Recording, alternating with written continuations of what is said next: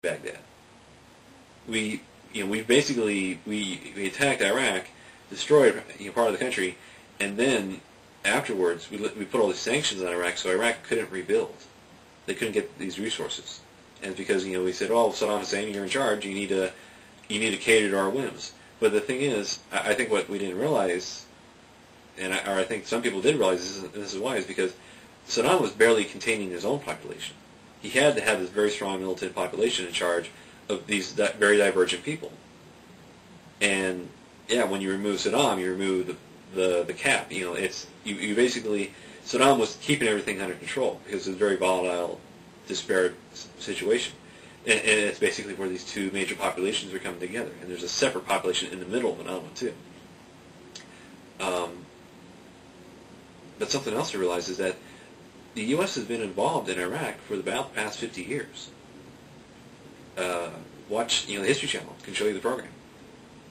And that's been the case. That the U.S. has been involved in the political affairs of Iraq for the past 50 years, and it's the same with Iran. It's just this is serious stuff. That we really need to consider. It's like with Michael Moore, people. Oh my God! There are some people screaming through blue in the face about how much of an idiot and fat and slobby and stupid and retarded Michael Moore is. But it's like, what?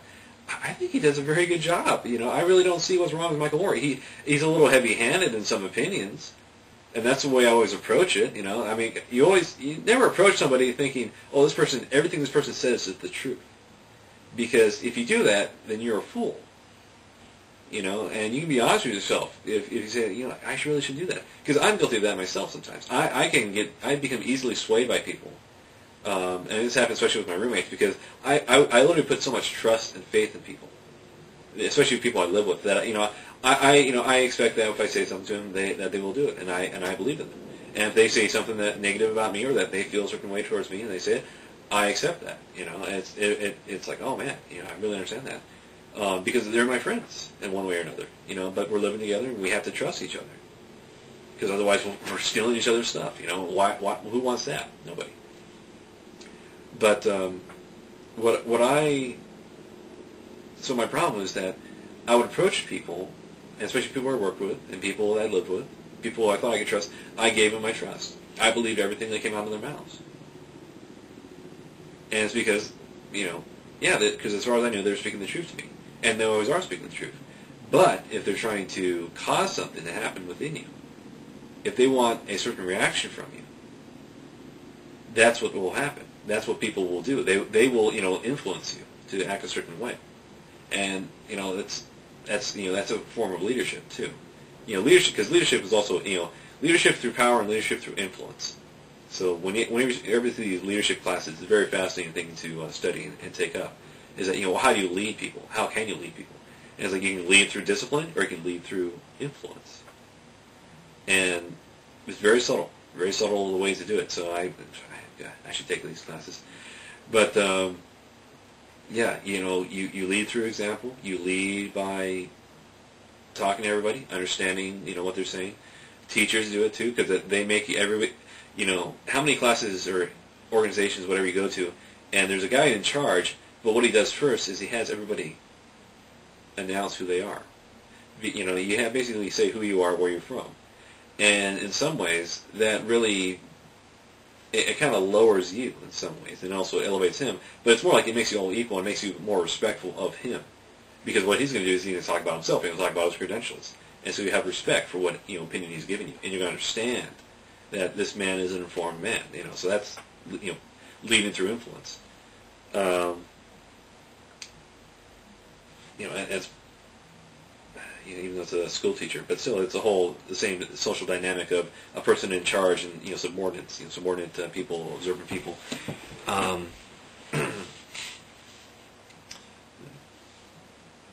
we're going to see this.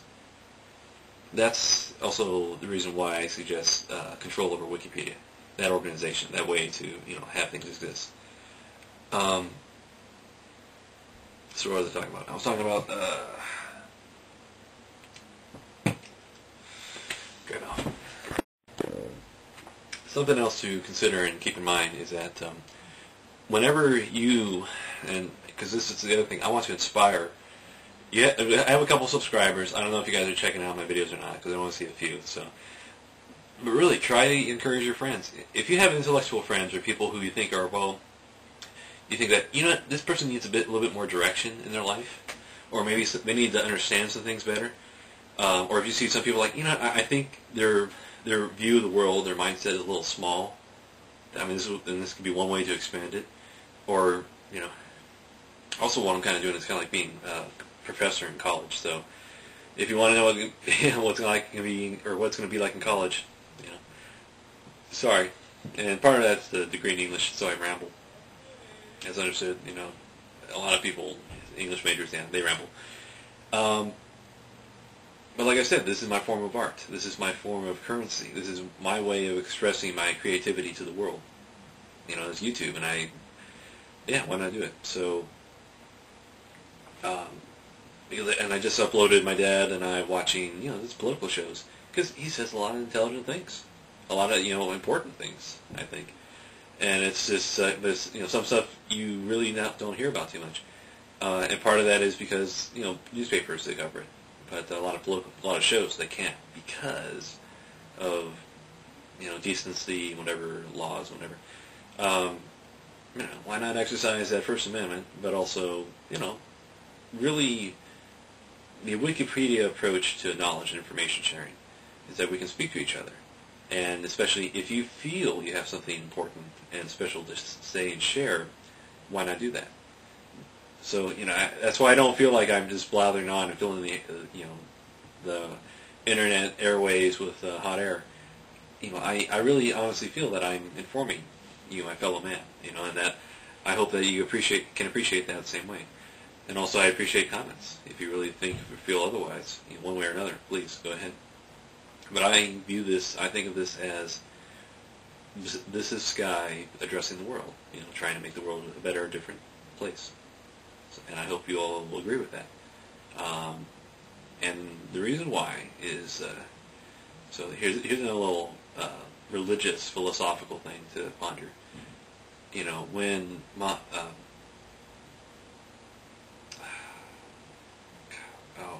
was the thing? Not Mahatma Gandhi. It wasn't Gandhi. It was why am I drawing a blank on the name now? The Buddhist god, Buddha, Buddha. When Buddha became enlightened, and he sat underneath the tree and became enlightened, you know, and he started traveling around and spreading his enlightenment. People followed him around. There were his followers, and there was his naysayers, and they followed him around. You know, the followers, the believers, you know, they always praised him. The naysayers would always criticize him, and Buddha would thank the naysayers. And when one of the followers said, why do you allow these guys to follow you around and to criticize everything you do? Buddha replied, well, because they're always challenging me to be better. And they're always questioning everything I do. And it always makes me think and force myself to act in a better way. So they make me a better person. You know, they make me do my job better. And it's like, and that was a story that was related by Dr. Wayne Dyer in one of his spoken word things. So, and also, if you're suffering depression or you have like problems in your life, check out Dr. Wayne Dyer. So, I was having some trouble at one point, and it just lifted me up, inspired me, you know. And that's what I'm saying. I'm trying to do here is that I hope that I am inspiring you guys. And I apologize if my voice sounds bad on the thing. The mic is so good, but there's also a bit of me, so I have to. If only some way I can modulate better, but I guess that's why they have mics, because of the mics. But this is a Casio XLM, so good stuff. So by the way, product. If somebody's going to do a blog, if somebody's going to communicate something, and they want to be encouraged to do accurate blogging, you know, pay that person. Microsoft is doing a great thing by, you know, giving computers out to bloggers and saying, can you just make sure that everything about us is accurate? I totally support that, because it's given as a gift. It's not, you know, and you can see it as a bribe, but it's also, well, it's a gift, but it's a way to live. You know, it's adding to just what this person's doing. It's a way of saying thank you, too.